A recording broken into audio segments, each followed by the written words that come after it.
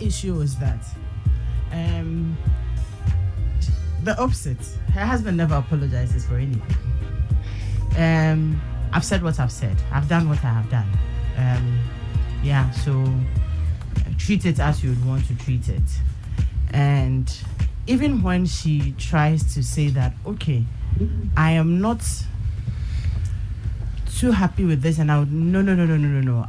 And then sometimes she says that she becomes a bit moody and sad about it, and it's like, okay, you don't like being told the truth. You don't like being told, I've just told you that this and this and this.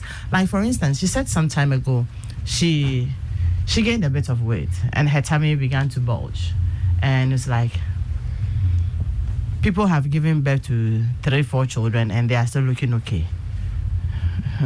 One baby.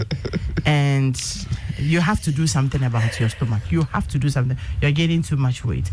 And for him, I've said what I have said. Take it and do something about it. How you said it to me was a challenge. And I wanted you to know that, okay, it's okay you have observed this and all, but how'd you just say it like that? And it makes her sad, and then she kind of calls a little bit because you don't even want me to talk to you about it. And then he's like, you see the things I've been telling you. You are offended again. Anyway, that's your problem. And then he moves on. She says she's never gotten an apology for anything. She will go, and if you offend him, he expects you to realize that you are wrong, accept that you are wrong. Sometimes, okay, and he's quizzing you. So what do you think you did wrong? You tell me, and you have to go through it and properly apologize, and then he will let you know that don't let this happen again. But she's never gotten an apology for anything. I've said what I have said, and then she says the part that kills her. Some of these things may be going on, and she's beside herself with grief, and she's thinking about all the words you have said and all the things you have done, and probably you want to, have sex. She says she usually won't say no, but then she is indifferent about it. That's another problem altogether. Mm-hmm. Why? And she says that at that point, it surprises her how he totally forgets that we had a problem or we have a problem, and trying to be all chatty, all nice, and that's when you're doing all the baby and expect you to come round and everything. And if you're not responding because you're hurting within, so your body is naturally not able to respond, then he goes like, why are you behaving this way? Mm-hmm. Okay, cool. The next moment is that he just, he will just come and then, gets up and then cleans up and then he leaves you, he's gone. Because if I'm trying to be nice and make love to you and this is how you are behaving, then take yourself, he is gone, And so these are the two things that trigger this conversation. I know there are lots of other people who have their own issues and might want to share with us. 055-111-997. I'm not sure about us being able to activate the phone lines, but 055-1111-997. You can share your messages with us, and then you can also share with us via social media handles at Joy997, Facebook, Instagram, and on Twitter as well. And then you can also message me, Edem Night T. I'm usually on Facebook. You want to go on myjoyonline.com and look for Life Lounge with Edem Night. I have pushed myself to start some write-ups, and my focus really is on work and family life balance. It's killing a lot of people, a lot of young people, married, have one child. You need to juggle it with work, and it is a lot of problem. And I have quite a bit of experience, so trying to share as much as I can. My first write-up was I Understand, and then I followed it up with She Understood. Yesterday's was published, says Fix It, and so you might want to check it out. Life Lounge with Edem Nighty. Maybe when we have time, I'll share portions of yesterday's write-up with you. But we go. Can you hear me now, Phoebe? Yes, I can. Okay, beautiful. I can hear you too. So offenses and apologies. Vijay, I liked your reactions when I was telling my stories. What do you have to say to start with? All right. So once again, good morning, Adam, to our listeners. So I'll start with the first ladies, the first person's post. I'm sorry. Yes. I think it's not a healthy way to resolve conflict. Okay. And I think the young man has to find a way of putting his foot down and insist that conversations must be had. There are a lot of people like that. They always want to sweep things under the carpet. They don't want to they are naturally conflict averse. They are mostly of the phlegmatic temperament. They will just stonewall you, or they will quickly just apologize, and they will expect that once I say I'm sorry, it's okay. Let's forget about everything. Let's quickly reset and move on. But it doesn't work like that. When people are offended, it's important you hear them out. Sure. It's important you get to understand the nature of the offense. You also need to understand their thought processes. Because you see, sometimes people take offense for things that we don't intend for it to be offensive. And so if you think that by apologizing you move on, what you are literally doing is that you are preventing one fire, but you're actually not dealing with the root cause of the fires. So it can come up. So it will come up again. And sometimes you walk in your own house like it's a field of landmine. You don't know where you step for something to go off. But when they go off, all you want to do is to apologize and move on, rather than fixing what is on the land that constantly trigger those explosions. And so it's actually in the interest of the lady to sometimes allow the man to talk. But then again, let's also say that in approaching it that way, the man should also probably be careful with how he goes about it, his approach and everything, because probably the lady has realized that when she apologizes, she sort of saves herself from a bigger conflagration. Because there are some people, once you give them the chance to talk, it's just going to be a lecture of your lifetime. And it goes beyond the lecture to personal attacks. It goes from personal attacks to literally being, degraded, disrespected. Yeah. And so if I know that if I quickly apologize, it will stop you from talking, I will apologize. So let's find a balance here. The lady has to be receptive to the man's emotional expressions. If he's not happy about something, if he's prompting you about something, if something has gone wrong and you can really see that he's upset, you may want to listen to him. But for the man, or for whoever is from the man's behaving like the man or expecting those things like the man, when you're also given the chance to talk, be considerate, choice of words, the timing, how you say things, so that the person wouldn't also feel overly attacked, and therefore you may want to use apologies as a defense mechanism. Okay. Yes. Then the second one.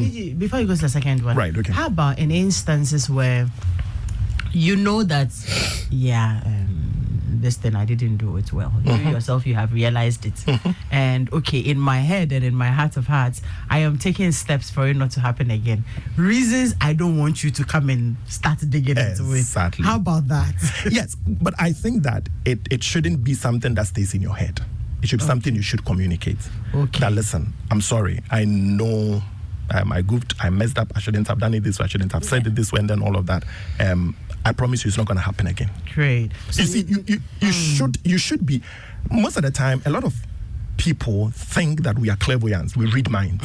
But people don't read minds. Sometimes the difference between peace and war is just saying what is on your mind. True. You just say it, and sometimes it takes the anger. And depending on the temperament of the person you are dealing with, if you keep quiet, if you're dealing with people who are like very analytical, melancholic in nature, if you keep quiet, you are literally leaving them with all their thoughts that can quickly move from okay to toxic.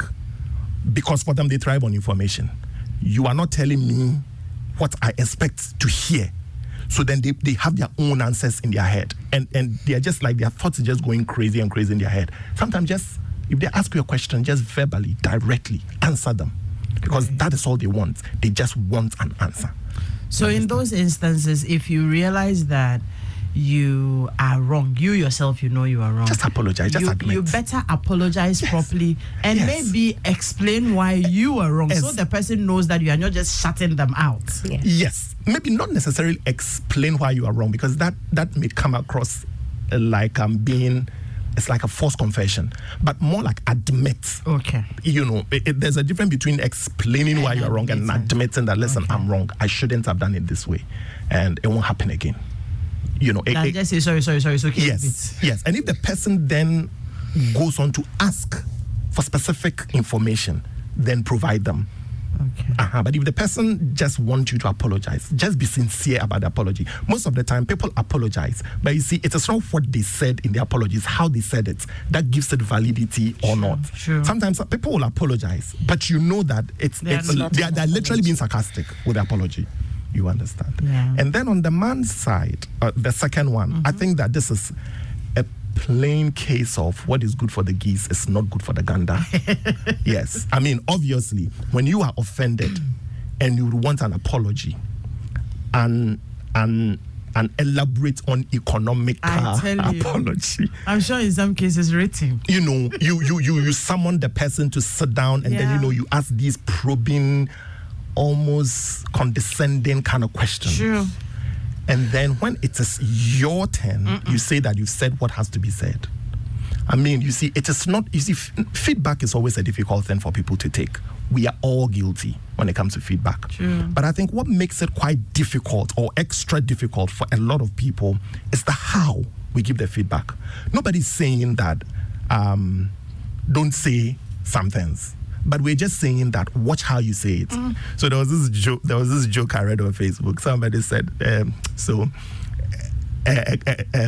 lady called the husband to come and help her zip her dress.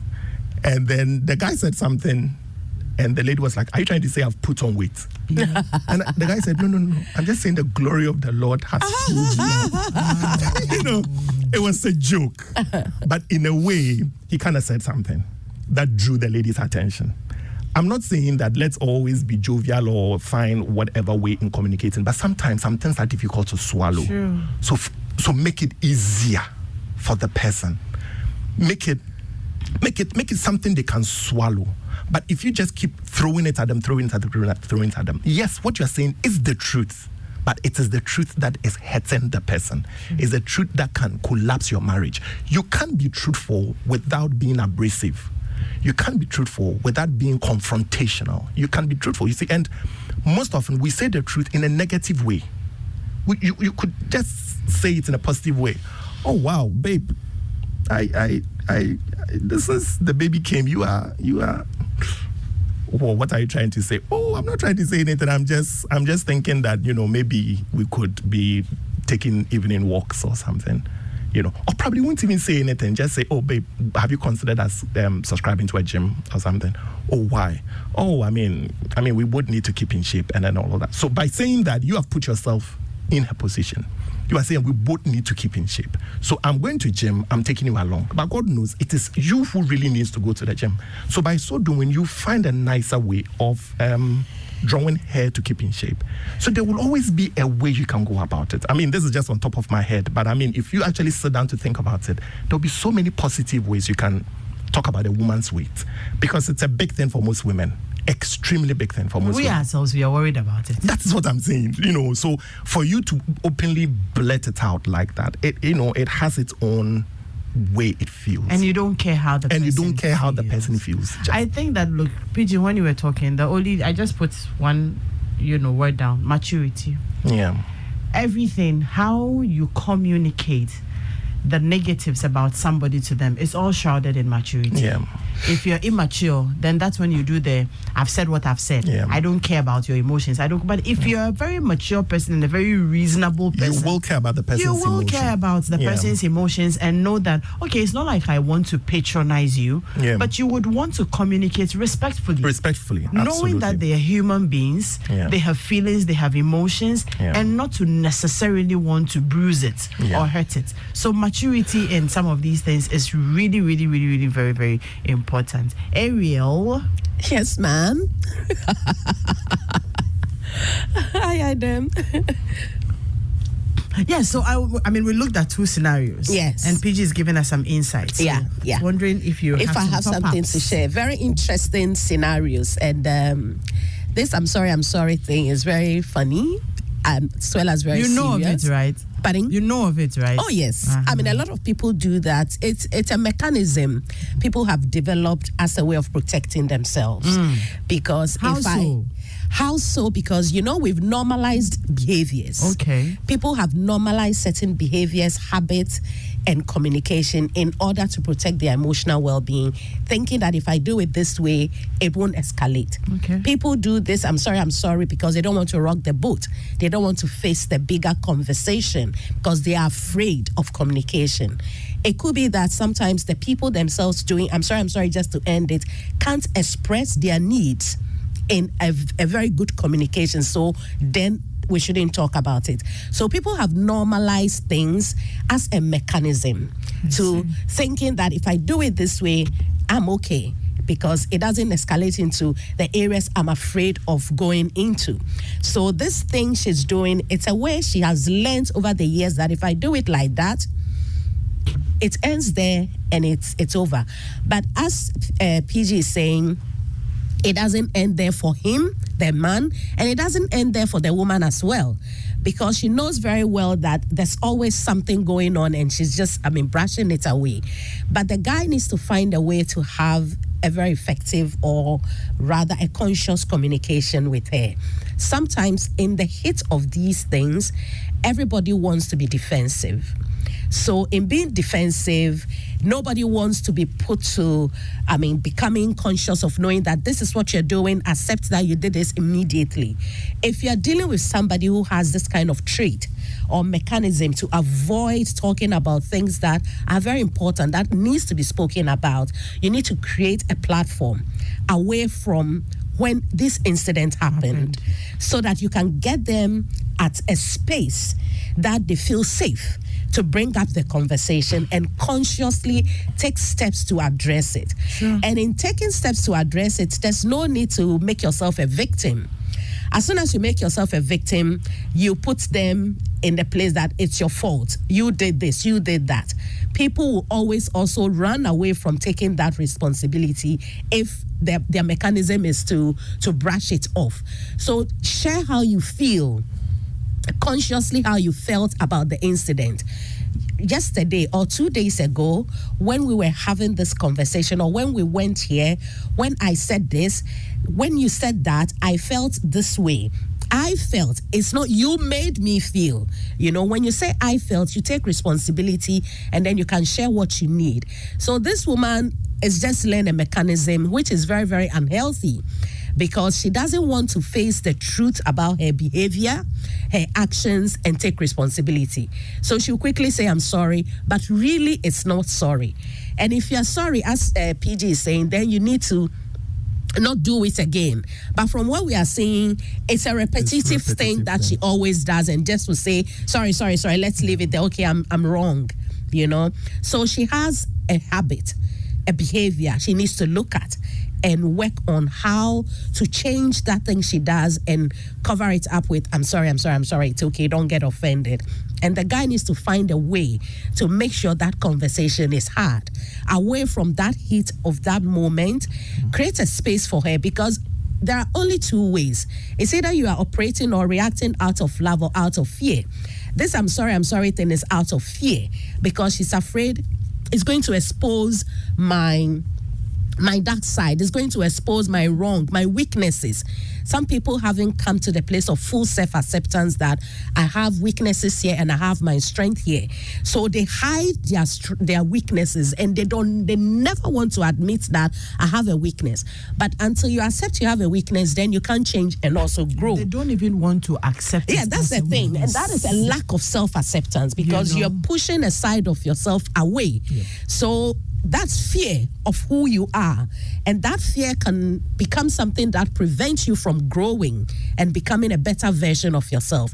So the guy needs to know that this this is something I'm dealing with, that this lady has learned over the years to always hide from this behavior or habits of hers, and find ways to help her to start seeing herself.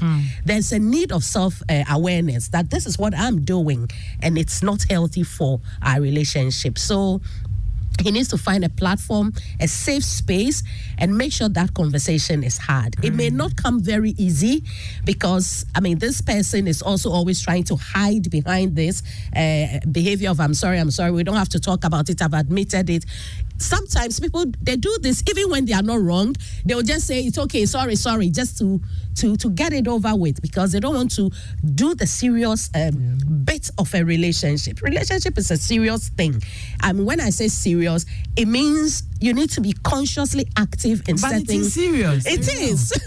However you define serious, it is serious. It is no joke. It is no joke. So please, it's work. Don't apologize for saying it is serious. Thank you. It is work, and if you don't want to do it, then there's always emotional problems. Hey, a relationship that can bring children into the world and all that. It's a serious matter. It is serious. Every aspect of it is serious. It is serious. And then the second conversation, the guy who doesn't say sorry, but always wants to be apologized to, and the woman is also like, I'm the one who is always saying I'm sorry and all that. It's also a very unhealthy pattern in relationship where the other person is self-righteous. Yeah. They've never offended you. They've never done anything wrong. No. It's very, very unhealthy. No, because and even if they did anything wrong, it was your fault. Exactly.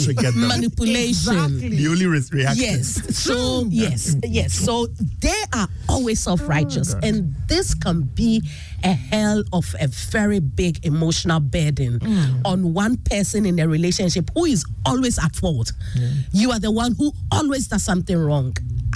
I know how it feels. It can be very, very, unhealthy for your mind and for your body and for your soul and everything, because you start questioning yourself. You start, when can I do something right at all? But it comes to the point that you need to know yourself and know and value your strength and your weaknesses.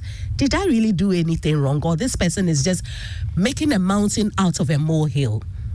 Because some people like drama.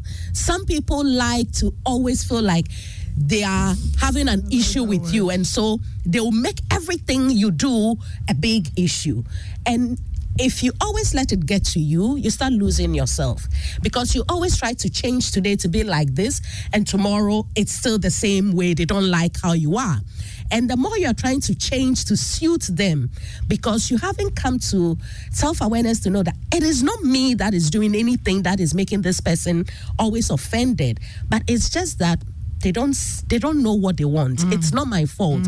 Toxic environment, they thrive on it. They like it. And so they'll always make everything I do something. Even if they don't find their socks, it's my fault. When they took it off their feet and put it down, when they don't find it, it's my fault, So you need to come to a place of knowing, separating their actions from yourself. Yeah. And find ways to create healthy boundaries for yourself, your mental well-being, your emotional well-being, and your needs. And it comes down again to communication. If some of these things you can't communicate with them about it, then you have to set boundaries in a way that they don't get the space in order to bring those toxic things around you. And depending on the relationship, if you're married, then it's somebody you are living with forever, and it can be difficult to create these boundaries, even to prevent them from happening. So how can you consciously take care of yourself after such episodes? Don't hold it against yourself. Don't always try to be something different to please them. Because the more you try to please them, the more you are losing yourself. So you need to know yourself. I had a lady I was coaching, and she said, my husband makes me feel like I don't have sense, I'm not intelligent. And I asked her, do you think the same about yourself? So this is where the work comes. How do you think about yourself? Did you think what they are saying is right about you, is the truth about you? If you meet that description yourself, you have that same thought pattern about yourself, then it will trigger you. But if you know I'm doing great. I'm intelligent. I said the right thing. I didn't say anything to offend him. He's reacting because of maybe his stress, his tired. When you start taking your place, that this is not all about me, it changes the dynamic. So I think the lady needs to look at it and see how best she can handle it. I agree with you in all the ways. However, I just want to say that that's a very, very, very, very difficult life to live. Yeah, it is. When you're trying to affirm yourself, and by the time you are done affirming yourself, this one person whom you have committed to, and look, let's not kid it. If you're married to somebody, you expect them to see a lot of light in you. Yeah. Their opinion about you is important. It is. Do you understand? This is my husband, or this is my wife, and you are the first person in my life. Let's put it that way, even before the children, because he was there before the children came. Yeah. And his opinions about you or your opinions about him are really, really, really, really very important. And so this is the path they have decided to take. I mean, you mentioned it. Maybe they are frustrated. They're not happy about something. Something is worrying them. They have their own demons they are dealing with. And they keep taking it out on you.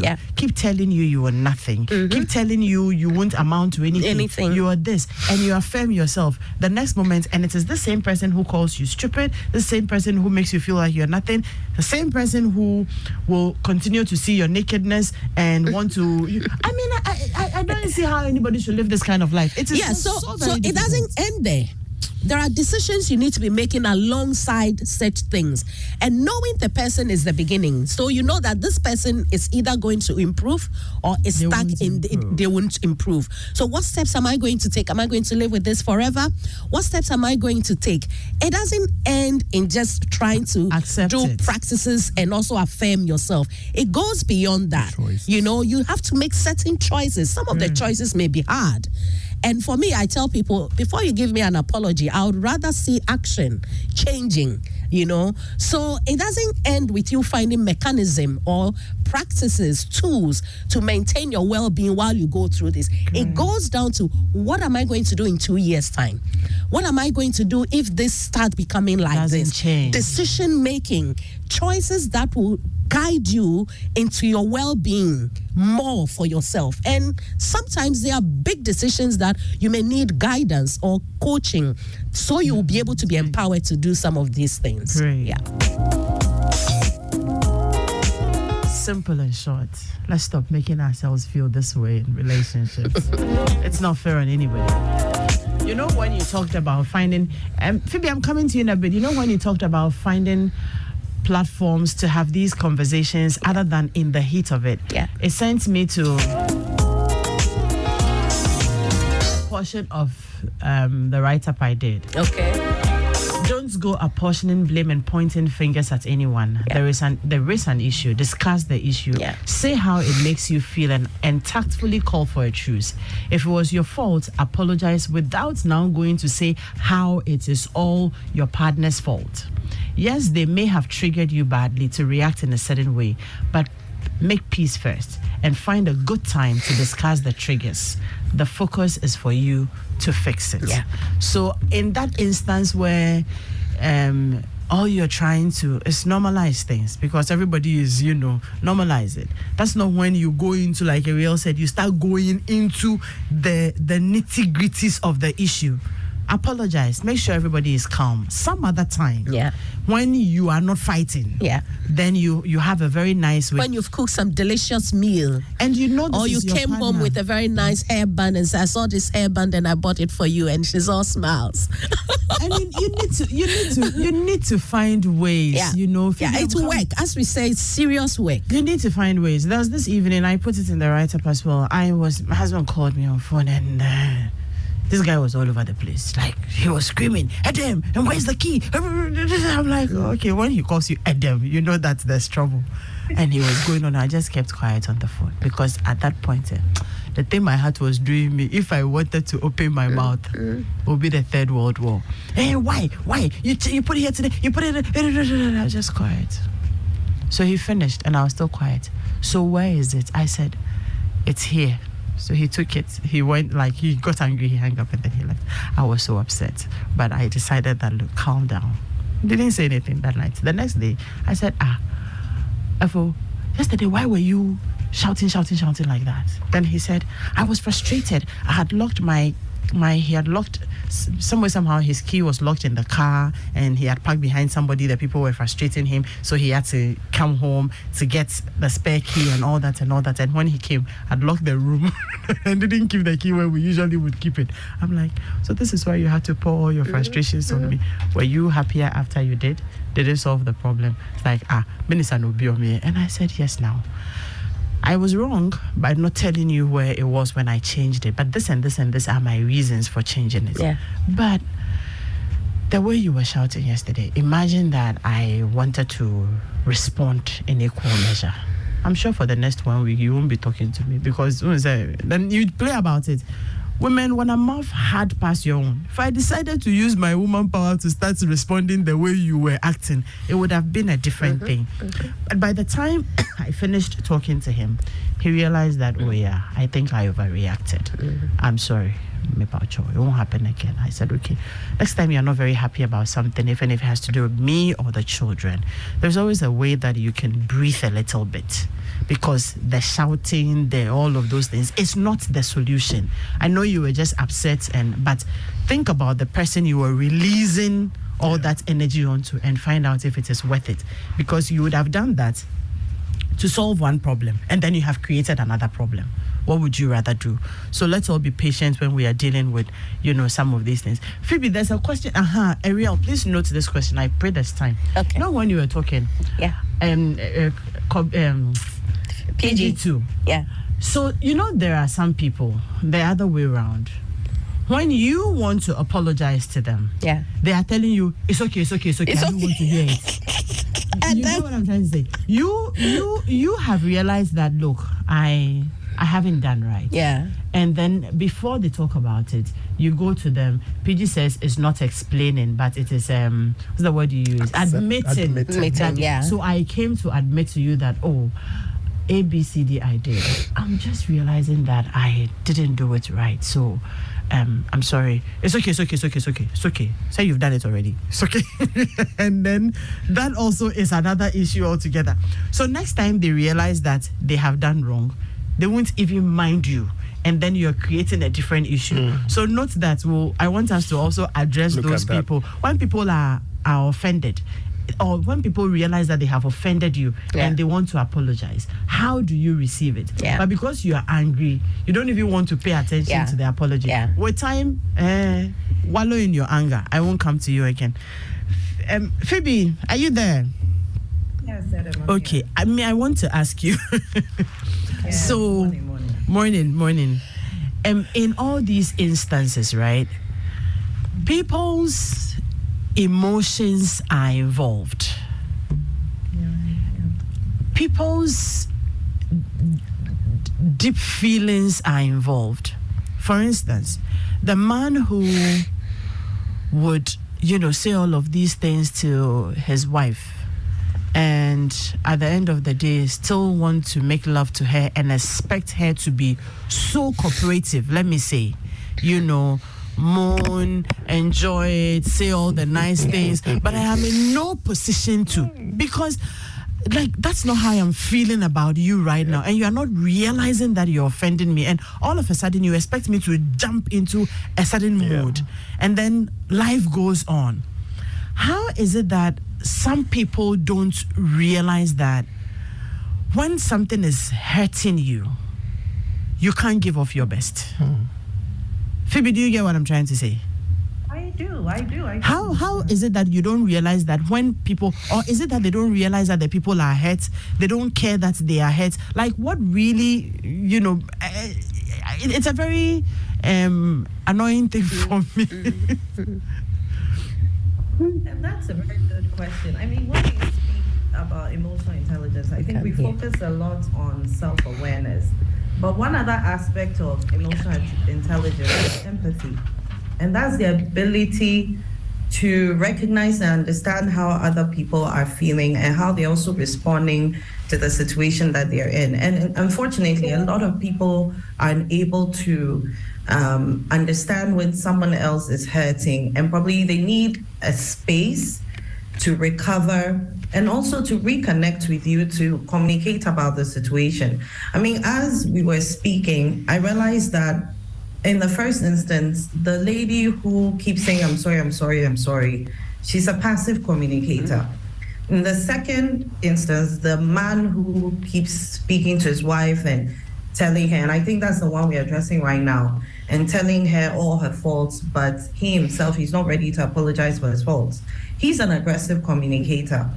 The best type of communicator is an assertive communicator, is one who can express their feelings, but also be able to listen to what that other person is feeling and going through.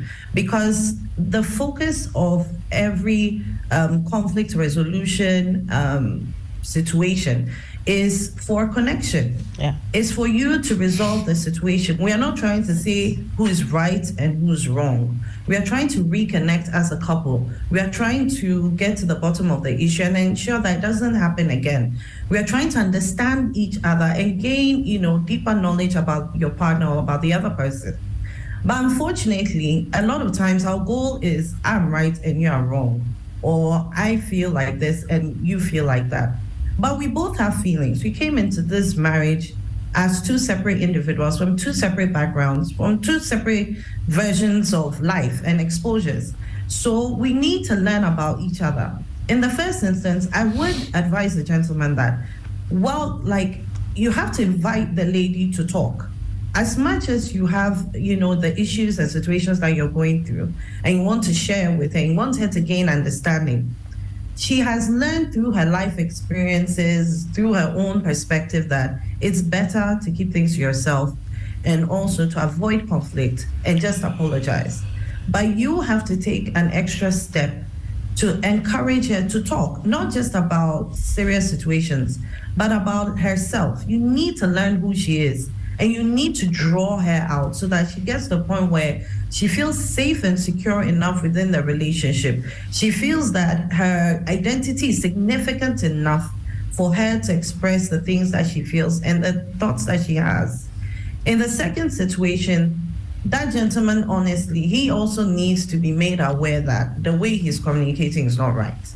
That is not the way to gain an understanding of your partner. And you also cannot impose your needs on her. You cannot impose your version of events on her. She also needs to have the space to express herself in a genuine and an authentic way. And I think sometimes it's always the issue of focusing on the most important thing. The most important thing in a marriage is not you. It's not you, the individual. It's the relationship. It's the connection. It's the togetherness. That's what we are building. We're not trying to build a self-identity. Marriage is not a place to be independent. Marriage is a place to learn healthy dependence on somebody else, but also learning to assert yourself and learning who you are. I mean, Ariel touched on that it's not just about learning who you are, but also learning who the person is. And so there's a lot of learning going on, and that's why it's such hard work. And it's a lot of patience, and there's a lot of listening, and there's a lot of admitting not just the person's wrongs, but your personal issues, and addressing them as well. It's not just an issue of pouring out all your problems on someone and saying, solve it, or, make me feel better, validate me. But you also need to be able to spend time, sit with it and say, okay, possibly I'm also not doing something to make this situation healthy, and I need to work on it. And so even though in both situations, it looks like one person is really struggling, they are, and I believe they are. It's not easy. I also believe that they also need to give themselves space to also look at different ways in which they can communicate with a person, but also focus on trying to draw them onto their side, to understand that it's not just about me and it's not just about you. We are working on something together. If they're not able to understand this, especially in the second situation with that gentleman, you may need a third person, you may need an intermediary to also explain to him that his actions are not helping her and are not helping the units, the marriage units. And he needs to get that understanding, he needs to get that education. And it's very unfortunate, but also we need to also pay attention to our cultural backgrounds and how we have been how we've been trained, conditioned, how we've learned how to do relationships over time.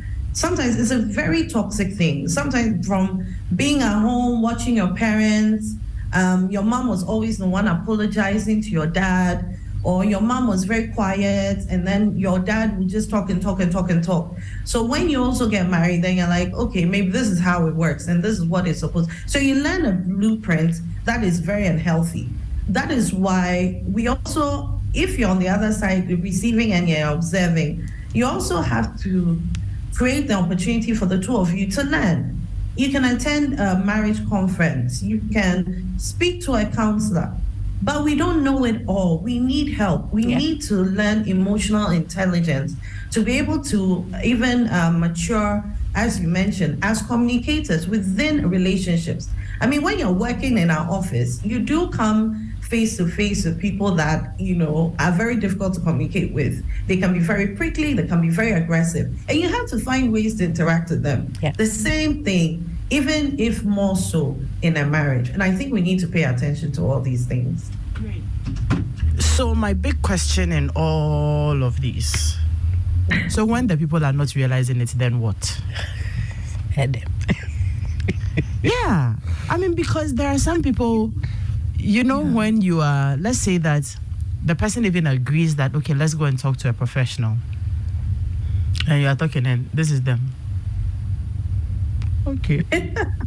Okay. Yeah. You're done, right? Thank you. They've gotten up. They go away. Because there are some people, they have read about this emotional intelligence, which I think is very critical in every relationship. Whether the work front or the home front or in our daily lives, it's very important to be very emotionally intelligent. Now, PG will agree with me. A lot of businesses and companies are even investing in trainings just for emotional intelligence. Yeah. And so you need it in your home. So you have heard it, and I was trying to tell you earlier that there are some people who see these things as weaknesses rather.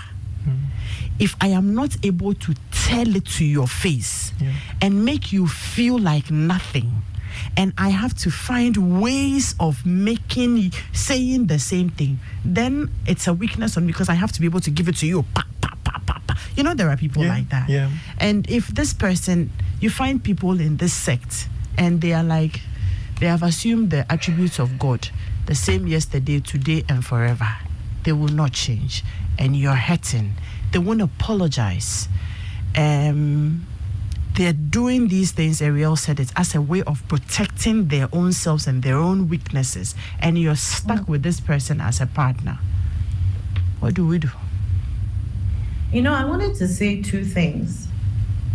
When you're dealing with an immovable, unshakable partner, we can't hear. I was thinking about it yesterday. But if you're working with Mr. Immovable or Mrs. Immovable, when you're looking for an intermediary or a counselor, I always advise that person should be the one to choose the person who you're going to work with, because it needs to be someone that they will listen to. Yeah, they feel safe. Phoebe, let's be practical. Me, I haven't said I have a problem. Yep. You are the one who says we have a problem. We should go and see a counselor. Get ready and let's go. They will leave everything to you because they haven't acknowledged that they have any problem. So why are they going to be the ones to look for the counselor anyway? I mean, yes, I do admit that sometimes they can be extremely difficult. But then I did mention that even if you say you don't have a problem, I have a problem. Obviously, it's going to affect our relationship. It's not about how you feel or how I feel, but maybe I am not understanding you well. Maybe I'm the one with an issue. Maybe I just need a perspective adjustment. Can you please come with me to go and see that person to talk about the situation? And I think that's what I was saying, that if you focus too much on personalities, especially with some of these characters, it will really backfire. If it's always about you and me, if you create that divide, that person, it will be like a war between two separate entities. Meanwhile, you're supposed to be one. You're supposed to be together. So if you're communicating in a way where you're saying, okay, do you know what? I have an issue. I don't know how to resolve it. We're not able to communicate past the situation. Can you please just come with me so that we discuss it? We are not speaking to a family member. It's not going to go anywhere. If we are going to be in a safe place, it's going to be kept secret. Can you just please support me in this way? If you're married to such a person that does not understand this, then hey, this one I said. Because I tell you, unless God moves. Ariel, I'll come to you. Sure. I tell you, but that's the reality of some people. That is some people's reality. You should see the way PG is nodding his head, like that is the reality of some people. So now the focus will have to be all on you. Because we are there and they are not listening to you. They are not in with you.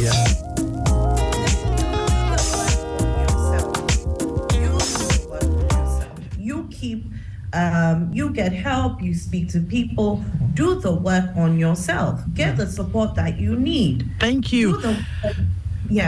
Phoebe, thank you very much. But today I know I'm being stubborn, you know. Yes, you are. But I'm being stubborn. But that is the reality of some people. Exactly. I mean, this advice you're giving, somebody will say someone and say, it's like you're advising a pig. You know, you get the help and outcome. You get the help and everything. And then you go back to this person who keeps throwing the mud at you. And you are in this. Phoebe. With all due respect, a lot of people haven't actually traveled down this road because sometimes they see it from the beginning that it can't work. Hey. If you are on this show, you're listening, and you've tried all these things, please call in now, comment, send a message. Oh, hold on, I have a message. Here. Let's hear you. I have a message here. Somebody says, good morning, Edemo. This one. He says, lucky. The man is lucky to have a wife that even says sorry. In my case, I have never heard this before in my marriage. She's always right. There was this day she stopped with her ex-boyfriend on the road. As we both were walking without prompting me, I had to continue walking before she joined me later. Even up to today, she's defending her actions. No remorse. That's the kind of wife I have. This is from James in Pantan. So you see the enormity of problems people are dealing with.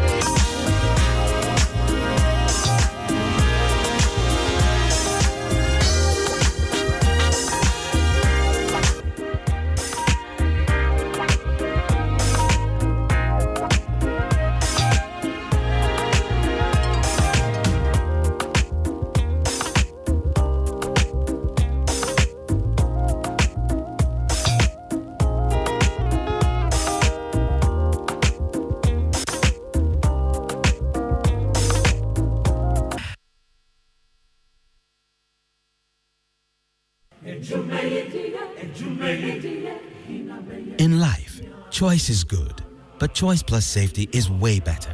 Your safety and comfort is paramount. Under the cylinder recirculation model, you can buy LPG in a safe environment. All cylinders are inspected and maintained to the best safety standards, so your safety is assured. Just take your empty cylinder to the nearest exchange point and swap it for a filled cylinder. Different cylinder sizes will be available to meet your pocket size.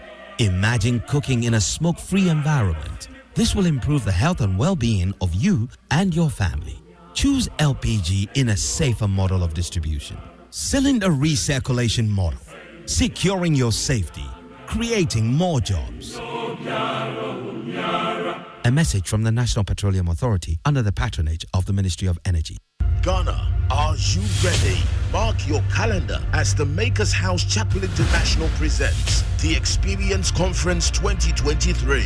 From the 1st to the 8th of October, it's the gathering of the spiritual luminaries of the land. Get ready to experience Archbishop Nicholas Duncan Williams, Reverend Dr. Mensa Otabil, Archbishop Charles Ajina Sari, Reverend Dr. Ampia Kofi, Reverend Dr. Steve Mensah, Reverend Dr. Ebenezer Markwe, Bishop Frank Ofosu Apia, and your host, Dr. Michael Bwedi Nyamiche. Come and experience Jesus, the miracle worker. Venue is the Destiny Arena of the Makers House Chapel International, Atomic, adjacent School of Nuclear and Allied Sciences. Time is 6:30 to 9:30 p.m. on weekdays, 8 a.m. to 11 a.m. on Saturday, and 8 a.m. to 10:30 a.m. on Sundays. It's going to be a life-changing encounter. The Experience Conference 2023. I can't wait.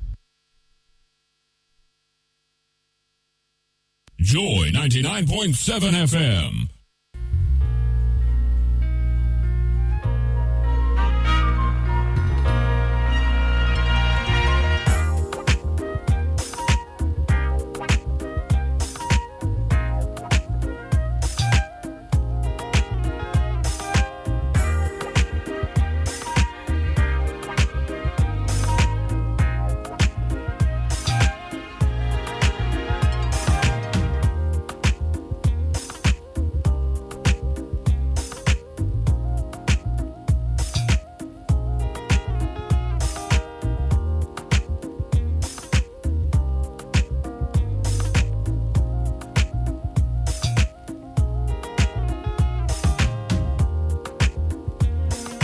Okay, let me come home to Ariel and PG. PG, I'll take your thoughts quickly.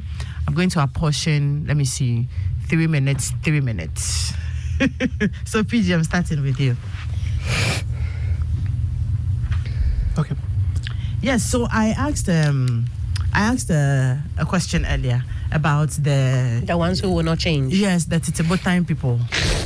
When you have a partner and so we have talked about you taking care of yourself. We have also addressed the partners and saying that they will have to come to that point, be emotionally intelligent, and learn to have communicate and learn to have conversations. Now, I want us to end on, what about the people who can't be bothered?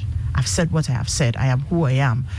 Yes, I have my reasons for saying I'm sorry and not allowing him to go on and all of those things. So it's okay. I like it that way. If you have a partner like this, like somebody sent us a message and say, you are lucky. If she's saying sorry, take it like that. This one, she won't even say anything. She won't mind you. They're never remorseful about anything. And they remain like that, even after counseling and all the talkings they're hearing. What do you do?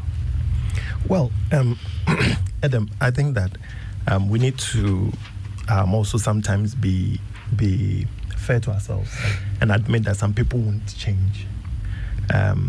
If the person won't change, I think that you should rather figure out how I can go around the person. So that's where Ariel comes in.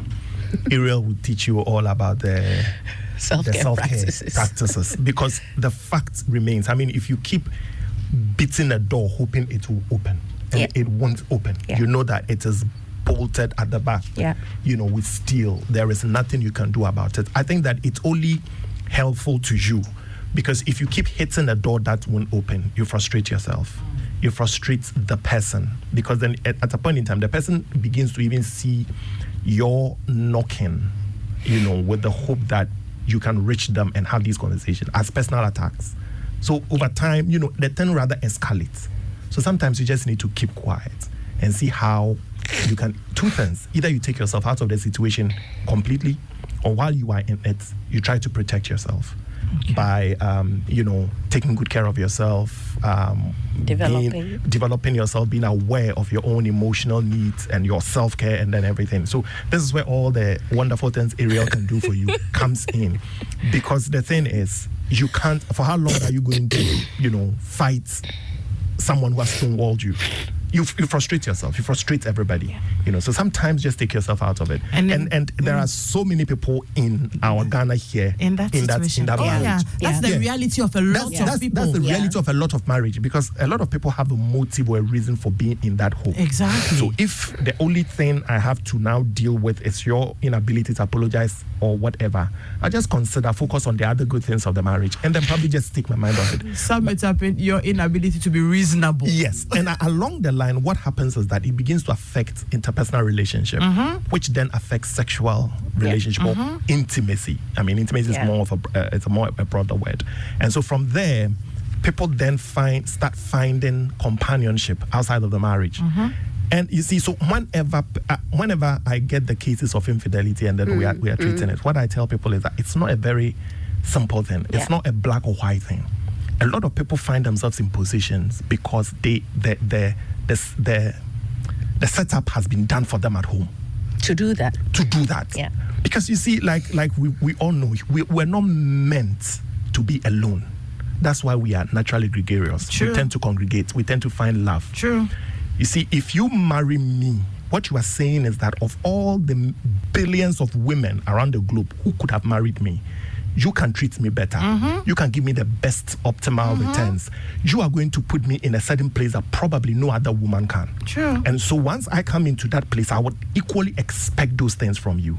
If you don't give it to me, what are you doing? So you've taken me off the shelf so another woman can't find me. But while I'm here, you're also not treating me well. Konongo Kaya.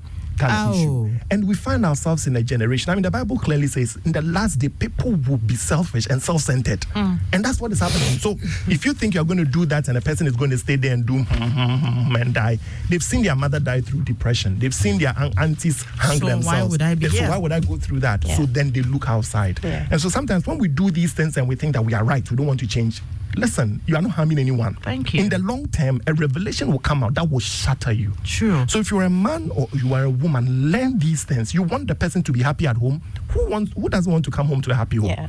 Who wants to come home to a tensed home? A house where it's like there's a God. You need to walk carefully. You need to think carefully. You need to reason carefully.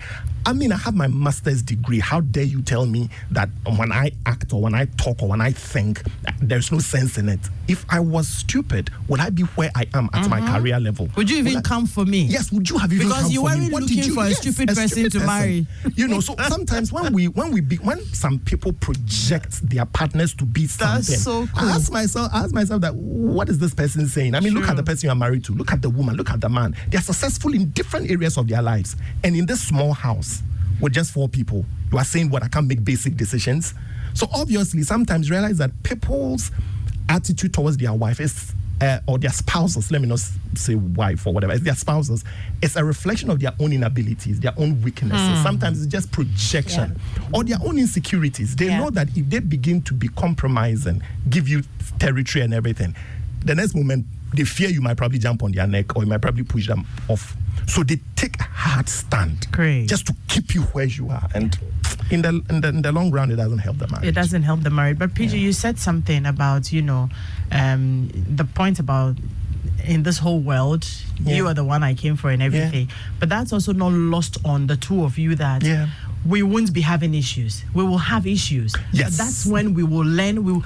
I'm coming for you. Amongst everybody, it's you I have, but I know that we will have issues. But then we will also have to be ready to resolve deal with the exactly. issues. And I think that Phoebe put it succinctly when she talked about the fact that both of us come from different backgrounds. And it's so true. We come from different sociological background, different biological background. I mean, you're a man, I'm a woman. There is a fundamental difference there. That's true. In hormones, the way we think, the way we perceive the world, the way we interpret it, and everything. If we also look at our socialization, our family, our parents, and stuff, our neighbors. Just 1 minute to also wrap up. And then sorry. PG's taking all my time. I'm taking my time from PG. Adam, just 1 minute. Adam, yes. The thing is, emotional conditions and patterns and blueprints are hard to change. And so when you meet someone who you see that is unable to admit all these things, it means they have a condition that they haven't even realized they have a condition. It's not about you to change them. That is where you start losing yourself. This is where I think compassion comes in. Compassion is a very healthy tool we can use to deal with some of these things. And when we get to start having compassion on certain people or the loved ones we have and how they've become unaware of themselves, from compassionate points, you start changing how you react to them, because you understand it's not them. They have learned something to protect themselves over the year. That has not become a problem for them, because change is a scary environment for a lot of people. I have to act differently, I have to talk differently, I have to behave differently. So compassion is needed in our relationship.